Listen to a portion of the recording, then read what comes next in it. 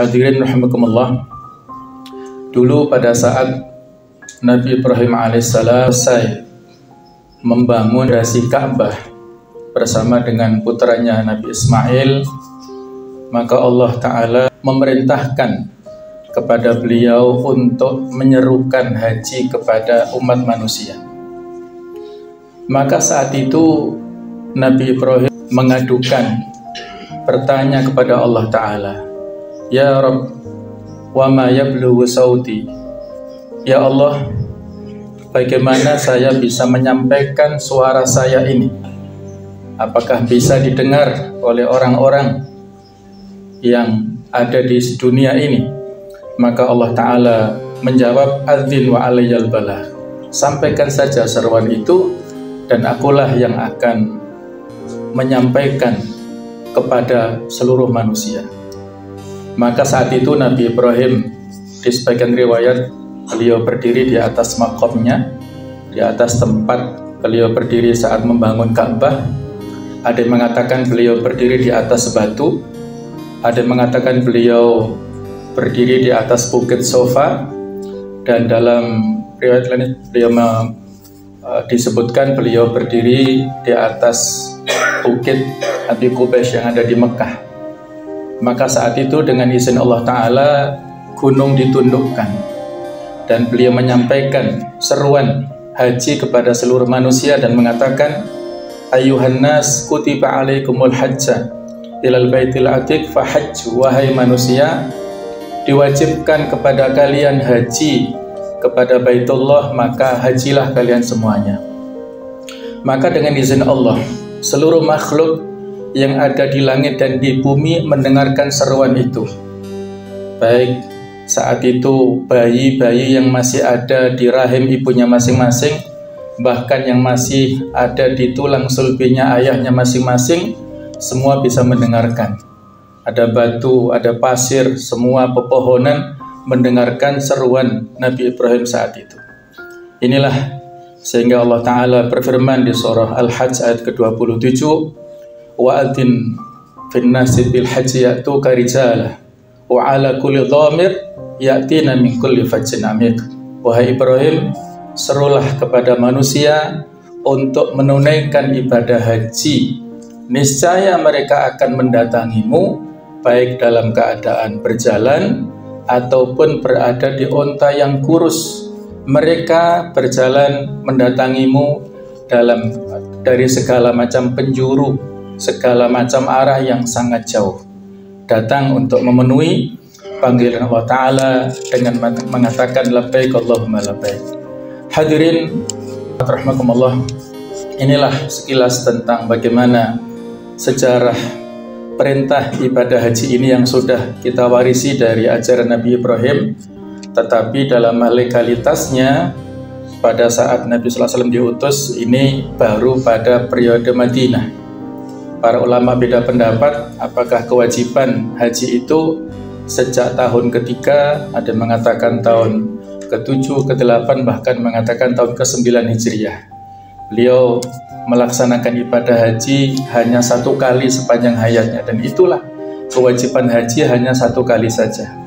Walillahi 'alan nasi hijjul baiti man istata'a ilaihi sabila, dan kewajiban bagi manusia untuk menunaikan ibadah haji untuk Allah Ta'ala itu bagi orang-orang yang mampu, memiliki kemampuan untuk berangkat ke sana, istita'ah, kemampuan baik itu dalam hal bekalnya ataupun dalam hal kendaraannya. Hadirin rahimakumullah, kita kembali kepada talbiyah yang diungkapkan para jamaah haji pada saat mereka memulai ihram, baik itu untuk umrohnya ataupun untuk hajinya. Kalau untuk haji tamattu yang biasanya ini direkomendasikan kepada jamaah haji Indonesia, maka para jamaah mengawalinya dengan umroh. Umroh terlebih dahulu, ya mereka bertalbiyah setelah meniatkan ihram untuk umrohnya, labbaik Allahumma labbaik, labbaik la syarika laka labbaik, innal hamda wan ni'mata laka wal mulk la syarika lak. Mereka ucapkan sejak naik kendaraan kemudian sampai ke Mekah, dan pada saat sudah melihat Ka'bah sudah dihentikan talbiyah itu ya. Jadi sudah masuk Masjidil Haram maka itu sudah berhenti. Sedangkan kalau pada saat penunaian ibadah hajinya dimulai pada saat mau berangkat ke Mina pada tanggal 8 Dzulhijjahnya, tetapi karena jamaah Indonesia ini sangat banyak sehingga oleh Kementerian Agama langsung disarankan untuk menuju ke Arafah. Sejak keluar dari maktabnya mereka sudah bertalbiyah dan nanti berakhirnya adalah pada saat selesai Jumrah Aqobah pada tanggal 10 Dzulhijjahnya. Inilah talbiyah yang memiliki makna yang mendalam, bahwasanya kedatangan jamaah haji ini merupakan pengorbanan yang luar biasa. Haji ini adalah merupakan ibadah yang kompleks, ibadah yang integral. Di sana mengandung jenis ibadah secara jasadiah dan juga maliyah, dari sisi fisiknya dan dari sisi pengorbanan dalam bentuk hartanya. Inilah pengorbanan yang diperlukan oleh setiap jamaah haji untuk memenuhi panggilan Allah Subhanahu wa taala. Sekian banyak harta dan juga mengalokasikan tenaga, pikiran, waktu dan sebagainya, maka sia-sia apabila tidak dilaksanakan haji ini dengan sebaik-baiknya. Yang disampaikan pesan oleh Imam Ghazali bahwasanya para jamaah haji ini diharapkan untuk memiliki sifat tajarrud. Tajarrud itu artinya totalitas dalam pelaksanaan ibadahnya. Mereka meninggalkan keluarga, meninggalkan orang-orang yang dicintainya dengan penuh respon ataupun ketawaduan kepada Allah Ta'ala, memenuhi panggilan Allah dengan sukarela.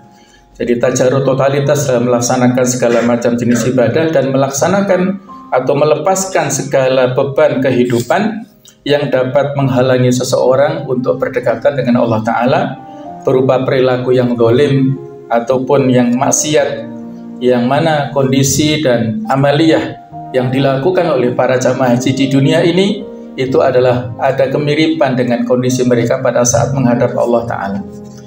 Ibnu Qayyim al-Jauziyah memberikan penjelasan di dalam hadis Bukhari Muslim tentang makna talbiyah. Paling tidak ada 8 esensi yang terdapat di sana. Yang pertama, talbiyah ini memiliki esensi kualitas pemenuhan panggilan. Jadi kita datang jauh dari segala macam penjuru dunia Islam untuk memenuhi panggilan Allah Ta'ala. Yang kedua adalah esensi ketundukan dan ketawaduan. Bahkan juga ada kehinaan kita di hadapan Allah. Sehingga haji ini memerlukan sikap rendah hati. Jangan sampai menjadi kebanggaan. Jauh-jauh kita datang ke sana tapi isinya hanya berisi kebanggaan, ada kesombongan, ada riaknya, maka ini akan menjadi sia-sia. Yang ketiga, esensi keistiqomahan dalam ketaatan.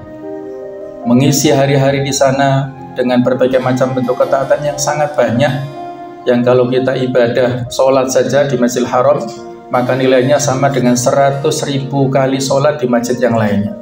Kalau di Masjid Nabawi ada pelipat ganda sampai 1000 kali lipat. Ini peluang yang luar biasa yang harus dimanfaatkan oleh para jamaah haji ketika diizinkan datang ke sana. Yang keempat adalah esensi untuk fokus dalam menuju kepada Allah Ta'ala. Kemudian yang kelima adalah esensi kualitas kecintaan. Kemudian yang keenam adalah esensi kualitas kemurnian pikiran dan juga hati kita. Yang ketujuh adalah esensi kualitas kondisi dan lapang dada dalam menghadap Allah Ta'ala. Yang kedelapan adalah esensi kualitas untuk bertakarub kepada Allah Ta'ala dengan totalitas itu. Inilah makna-makna yang penting yang perlu kita fahami dalam makna talbiyah saja, belum dari sisi manasik yang lainnya. Hadirin rahimakumullah. Jadi kalau kita simpulkan makna talbiyah ini adalah bahwa haji, kita datang ke tanah suci, apakah haji atau ke umroh, ini adalah merupakan panggilan dari Allah Ta'ala.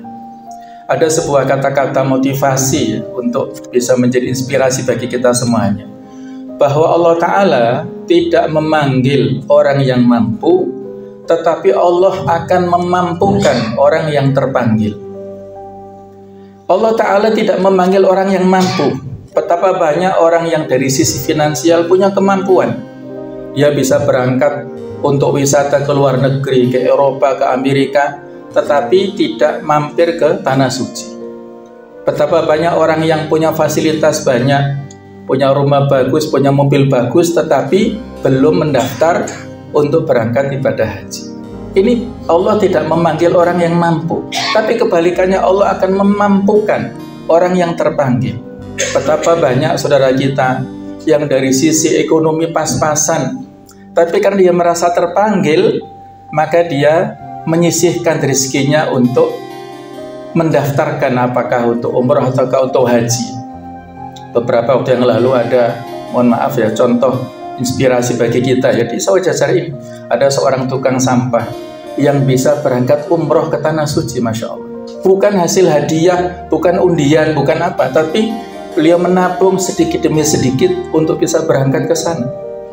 Ada tukang tambal ban yang bisa naik haji, ada tukang becak yang bisa naik haji, yang populer dulu ada sinetron tukang bubur naik haji ya, dan macam-macam. Ini kisah-kisah yang nyata yang bisa memberikan inspirasi motivasi kepada kita.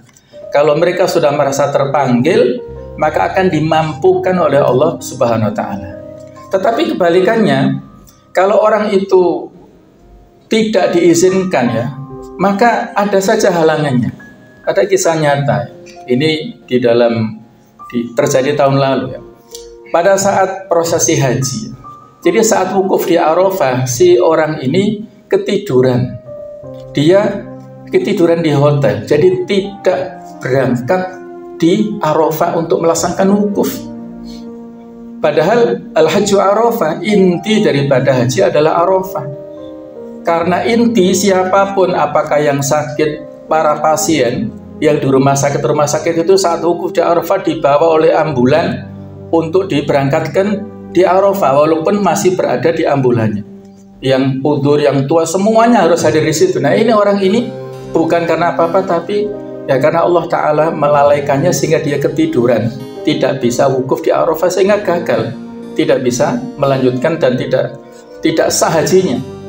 Ada lagi kisah nyata juga saat mau umroh ya. Kisah yang mungkin bisa menjadi pelajaran ya. Ada suami istri, pasangan suami istri yang sudah mau check-in di bandara, sudah antri. Terjadi perbedaan pendapat antara suami istri. Suami ini membawakan paspor istrinya.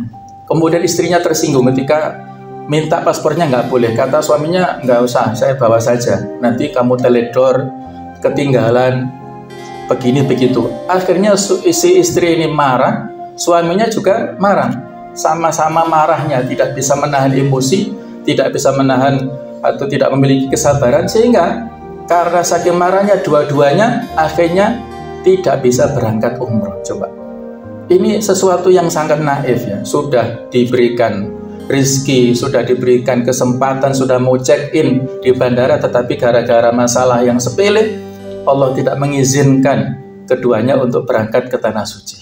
Masya Allah, itulah ya. Jadi haji atau umroh itu adalah panggilan Allah Ta'ala. Kalau memang Allah Ta'ala mengizinkan, maka Allah mengizinkan walaupun ada penghalang-penghalangnya. Ada kisah nyata juga seorang nenek-nenek tua. Dia, ini ceritanya di Aljazair. Jadi saat nenek tua ini mungkin karena keperluan apa ya, sehingga dia ketinggalan para jamaah haji yang lain sudah masuk ke pesawat, sudah persiapan. Nenek ini ketinggalan sendirian di ruang tunggu. Sudah melobi kepada para pegawainya, tapi tidak diizinkan, kan sudah nggak mungkin, pesawatnya sudah take off. Dan ya ternyata jamaah sekalian, Allah Ta'ala mentakdirkan ya, sesuatu terjadi. Pilot merasa ada getaran-getaran yang cukup membahayakan lah bagi para jamaah, sehingga pilot membuat sebuah keputusan untuk kembali lagi ke bandara dan landing lagi. Kemudian para jamaah disuruh untuk turun semuanya dan akhirnya masuk ke ruang tunggu ya, dicek sana sini, ternyata tidak ada kerusakan apapun. Sehingga nenek ini berhasil kembali bersama-sama dengan kawan-kawannya menaiki pesawat itu dan akhirnya bisa berhaji ke Baitullah. Ini kalau sudah Allah takdirkan ya, maka tidak ada yang bisa menghalangi seseorang untuk berangkat ke sana. Maka kembali ya, kita evaluasi pada diri kita masing-masing, sejauh mana azam kita, sejauh mana niatan, iradah dan obsesi kita untuk menunaikan rukun Islam yang kelima ini. sejauh mana kesungguhan kita. Kalau kita sudah sungguh-sungguh, insya Allah Allah sudah mencatat niat kita ya. Kalau saya kiaskan ada sebuah hadis yang kaitannya dengan jihad ya, tetapi bisa kita kiaskan dalam bentuk ibadah yang lain. Man sa'alallaha syahadata bisidqin balaghahu manzilata syuhada wa in mata ala firasyi. Barang siapa yang memohon kepada Allah mati syahid dengan sungguh-sungguh, maka dia akan ditempatkan pada posisi syuhada walaupun dia meninggal di atas tempat tidurnya. Walaupun sakit, bukan berangkat perang, tapi karena dia betul-betul berdoa untuk mati syahid di jalan Allah, Allah menyampaikan posisinya kepada derajat syuhada. Kemudian ada lagi hadis yang bisa kita ambil pelajaran. Ketika Nabi SAW pulang dari perang Tabuk, beliau bersama dengan para sahabat mendapatkan kemenangan yang besar dan mengatakan inna bil madinati la rijalan. Di Madinah itu tertinggal banyak laki-laki yang tidak bisa berangkat bersama-sama dengan kita, tetapi mereka menyertai kita pada saat kita melewati lembah, menaiki gunung. Pahala yang mereka dapatkan itu sama dengan yang kita dapatkan. Kata Nabi apa? Habasahum al-udru. Mereka terhalangi oleh udur. Mungkin ada yang sakit, mungkin ada yang menjaga orang tuanya, ada yang menjaga urusan yang lainnya, itu tidak bisa berangkat jihad fisabilillah. Nah, barangkali jemaah sekalian, kita pun juga punya udur seperti itu. Apakah udur karena finansial, udur karena yang lainnya sehingga kita belum diizinkan untuk berangkat ke tanah suci, apakah umroh atau haji, maka jangan berkecil hati. Yang penting usaha dan mewujudkan azamnya itu. Ya, paling tidak wujud azamnya dengan membuka rekening haji. Ya, insya Allah Allah akan memberikan kemudahan kepada kita untuk berangkat ke sana. Kita nggak usah berpikir, waduh 35 tahun sangat lama, usia saya sekarang sudah 50 misalnya. Kita nggak usah berpikir begitu ya. Bisa jadi nanti akan ada kuota yang sekian banyak yang disediakan oleh pemerintah Saudi untuk RI, sehingga semakin banyak yang bisa berangkat ke sana. Allah alam ya, itu kita nggak bisa memprediksinya. Yang penting adalah usaha dan juga keinginan. Yang terakhir ada kisah yang mungkin bisa memberikan inspirasi. Abdullah bin Mubarak ya. Beliau seorang ulama besar, sudah punya azam niat. Beliau tinggal di Khurasan dan saat berangkat haji mampir di pasar Kufah. Beliau dengan para rombongan ya untuk berangkat ke tanah suci itu beristirahat, dan tanpa disengaja melihat seorang wanita tua yang mengkorek-korek tong sampah dan ada bangkai burung atau bangkai ayam ya, yang dibawa pulang. Terus dipanggil oleh Abdullah bin Mubarak, "Ibu, itu bangkai mau diapakan?" Kata ibu ini, "Bangkai ini haram bagi Anda, tapi halal bagi kami." Nah, maka dibawa pulang ke rumah. Di rumah sudah menunggu anak-anaknya yang kelaparan. Maka Abdullah bin Mubarak memberikan bekal ya, uangnya yang ditaruh di sapu itu diberikan semua kepada ibu-ibu ini, dan akhirnya beliau tidak bisa melanjutkan ke Mekah karena bekalnya sudah habis. Menunggu beberapa saat di pasar Kufah sampai datanglah rombongan dari Mekah, dan mereka ya hampir bersamaan waktunya pulang kampung. Di kampungnya disambut dengan baik ya, disambut seperti jamaah haji yang lainnya. Dikatakan oleh Abdullah bin Mubarak, "Saya tahun ini gagal naik haji, tidak bisa berangkat karena ini karena itu." Kemudian para jamaah haji yang menyertai ya itu nggak percaya. "Oh, kami nggak percaya, kami merasa Anda bersama dengan kami." Yang menunjukkan tempat pada saat kami tersesat, membawakan barang-barang kami, yang bertawaf bersama kami, sa'i bersama kami kan Anda. Beliau bingung ya, saya nggak berangkat haji tahun ini, tapi ya, ternyata orang-orang merasa saya berangkat. Beliau tidur dan akhirnya bermimpi ketemu Rasulullah, dan dalam mimpinya diberitakan, "Wahai Abdullah bin Mubarak, Allah menerima sedekahmu terhadap wanita tua itu, dan malaikat disuruh Allah Ta'ala untuk menggantikan hajimu pada tahun itu, dan yang menggantikan ibadah-ibadah di sana." Inilah teman sekalian ya, kalau Allah Ta'ala berkehendak kepada kita, maka tidak ada mustahil ya. Tadi kembali ada kepada niat dan kepada keinginan kita masing-masing. Semoga Allah Ta'ala memberikan rezeki kepada kita semuanya, memberikan kesehatan, kemampuan kepada kita semuanya, sehingga bisa melaksanakan rukun Islam yang kelima ini, dan mudah-mudahan kita mendapatkan haji yang mabrur semuanya.